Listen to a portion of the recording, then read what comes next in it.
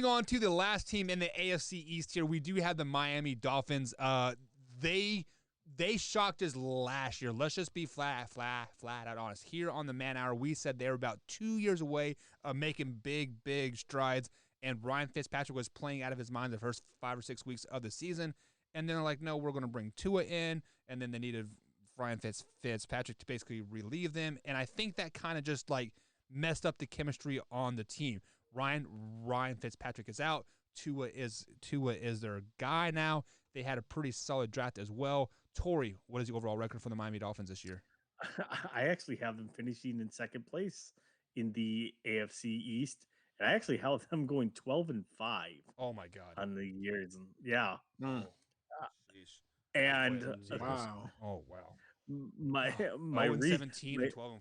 Oh sheesh. 12-5. 12-5. Oh sheesh. Oh man. So I think Tua takes a step forward.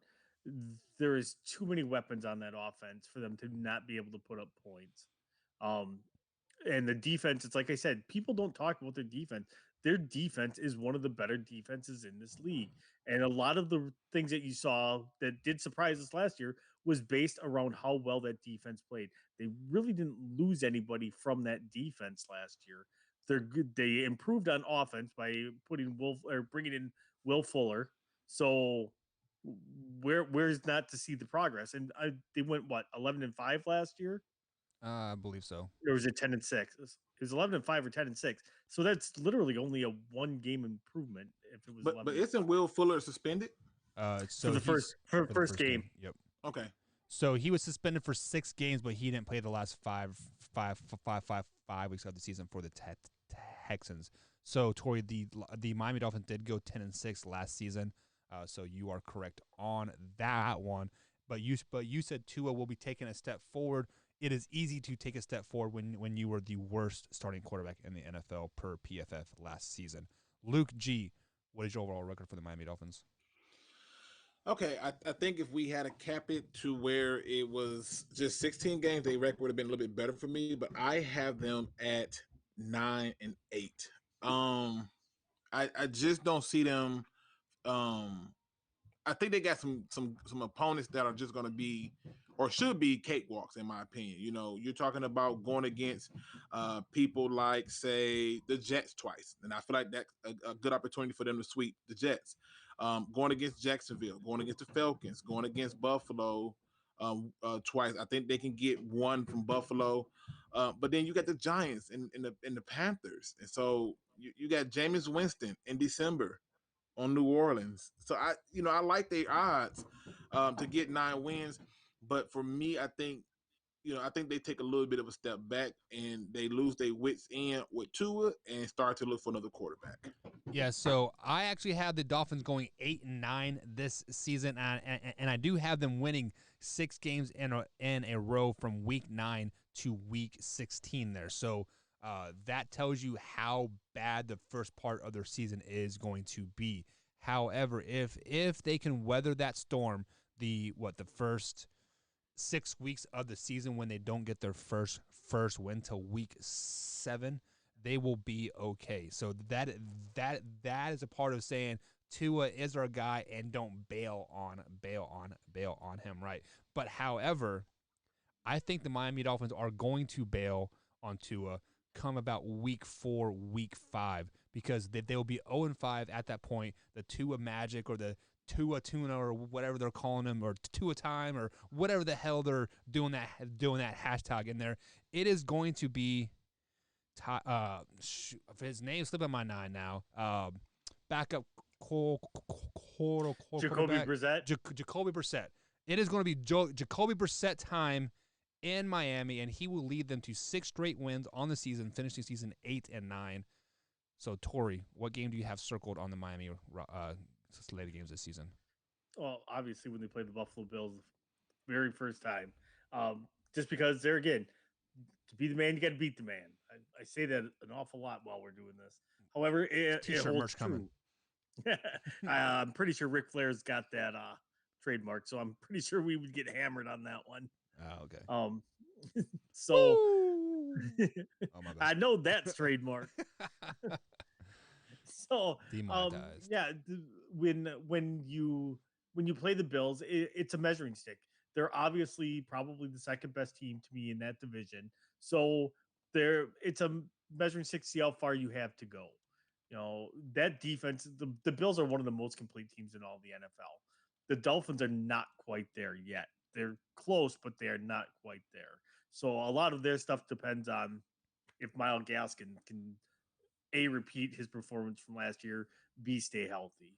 Um, other than that, they got Mike Gesicki. They've got one of the deeper receiving cores in the league. You got Devontae Parker.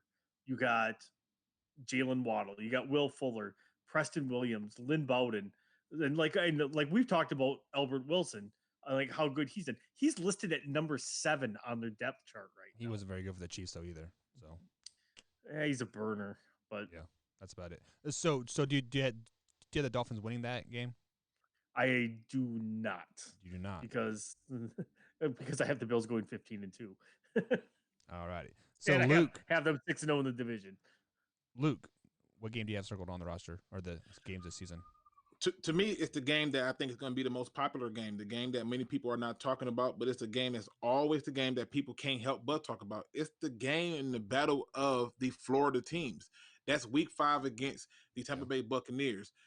First of all, it's going to be a whole lot of talk about what the Bucs can do, and are they going to have a hangover, and can they claim their name? And so for me, I see a Dolphins team who's saying that this is our opportunity to show that we're no slouches. What happened the year before is not the case, and we should be able to take ourselves right on over there from Miami over to Tampa and beat them and get a win. Now keep in mind, I'm a Bucs fan, and I know this is going to sound crazy, but I think this is one of those games where it's a trap game for the Bucs that they overlook the Dolphins, and the Dolphins win this game. So you have Miami going into Tampa Bay and beating the Bucs, huh? I do. Week 5. I do. So the things that I look at that stood out to me last year with the Bucs was in games where you were able to put pressure on Tom Brady, and you were able to get a fighting chance. And so the one thing I think about when I look at Miami is they have found ways to play defense on every level. And they do a very good job with their cornerbacks being able to shut some things down. So obviously, the pick that really stood out to me was Jovan Holland. He has a knack for finding the ball, and he will locate it. And so a lot of those shorter routes is going to get played. But if you look at the way that they set their team up to get pressure, and what they did previously, I think they'll get to Tom Brady, even though they have the Bucs have a good line. Every now and then, Bruce Arians will forget that he can run the ball.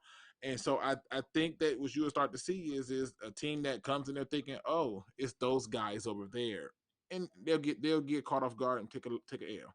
All right. So who is your MVP for the Miami Dolphins this season? This is easy, hands down, 100%. In my opinion, going to end up being pretty much their tight end Mike Gillespie. I suck at names, but Mike Gillespie. Join I think the it's club, how you man. do. Gesicki. Okay. So Mike Gesicki. And the reason I say that is because of this. Everybody's expecting them to have this air show with William Fuller, who's probably going to be hurt, probably. And then Waddles, who's coming off of an injury. His best scapegoat was going to be his tight end. And so at that point, I see them in a position to basically set him up to when he don't have no other bailout, the tight end is there. I suspect that tight end is going to have a up season, and they're going to try their best to try to survive with Tua, who openly admitted that he was uncomfortable with calling plays as a rookie. So just putting it out there. First things first, you never do that. I don't care if you're a rookie or a veteran. You never admit you're afraid to do something.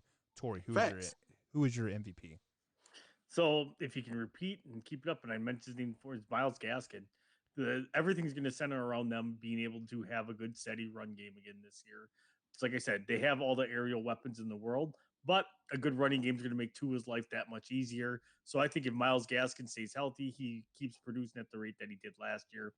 Hands down, he could be their offensive MVP this year. So I think the Facebook user is drunk because he says Buck is right. So Hopefully that is my mama, because my mama always says I'm right. But no, the he was saying he was saying that I was right, but I know you wanted the credit for it, but I get it. so with that being said, I think the MVP this year for the Miami Dolphins, it is not a starter as currently listed on the ESPN roster thing here. It's Jacoby Brissett. Jacoby Brissett is going to be the savior for this Miami team. If Tua is a starter, they could go 0-17 this season. I'm going to put out there right now. If Tua is starter all 18 weeks, they might go 0-17. Jacoby Brissett. Did you just chastise me? I did. For saying I know, a team right? going 0-17? I said they could. I didn't say they wouldn't, because I actually had them beating the Buffalo Bills week number 2 because of the heat and the humidity and all that stuff. But Jacoby Brissett is going to be the savior for this Miami Dolphins team and giving them an 8-9 record. So, Tori, I'm not saying they will go 0-17 with Tua in there, but I said they could. It is a possibility. But if Tua is the quarterback, I have them going 3-14. So I think Tua will be improved, but I think the vote of confidence is just not there with his head coach, and if that vote of confidence is not there, Tua is going to have to be leaps and bounds improved for him to keep him in the game. We saw it all season when he would take him out when it was crunch time. Like Tua, oh sorry, bro, you gotta go sit at the bench. Where's Fitzmagic? Yeah, but that it happens to a lot of rookie quarterbacks, and a lot of times it's confidence. I call it the lifesaver mode, where you basically tossing out a lifesaver to not destroy his confidence. So yeah. But yeah, I get it. It makes sense to me. All right. So any closing thoughts, guys, before we head to shop talk? You know, I tell you this much: the AFC East is one of those divisions where it's going to be a lot of bumping of heads between each of the teams. But I think don't get caught up in last year's record. Look more so to the previous year, because last year was an anomaly, in my opinion. Right. A lot of adjusting to protocols and stuff due to the pandemic. I suspect that Tua should be better, but if he's not, that's gonna suck.